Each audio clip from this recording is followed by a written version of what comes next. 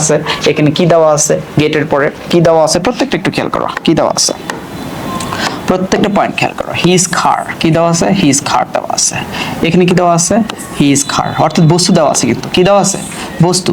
এখানে তুমি এখন আনসারটা নিবে হচ্ছে কি V3 নিবে হচ্ছে আনসার, V3 নিবে হচ্ছে কি আনসার। দেখো তো কোনটাতে V3 দেওয়া আছে, গট হিজ কার, এখানে দেওয়া আছে কি রিপেয়ার। আচ্ছা এখানে কিন্তু একটা জিনিস একটু ভালো করে খেয়াল করতে হবে, সেটা কি, এইখানে একটা সুন্দর ওয়ার্ড দেওয়া আছে, কি দেওয়া আছে, ইয়াস্টারডে। তোমরা জানো যদি ইয়াস্টারডে থাকে, যদি ইয়াস্টারডে থাকে, ইয়াস্টারডে থাকলে ওটা কোন টেন্স হবে বলো, ইয়াস্টারডে যদি থাকে তাহলে এটা কোন টেন্স হবে, ইয়াস্টারডে থাকলে হবে হলো past indefinite tense, past indefinite tense লিখতে হবে, পাস্ট ইনডিফিনিট টেন্স লিখতে হবে। এবার দেখো পাস্ট ইনডিফিনিট টেন্সের বাক্য আছে তোমার হলো দুইটা, কয়টা দেওয়া আছে, দুইটা, একটা হচ্ছে কি এ আর একটা হচ্ছে কি তোমার হলো সি।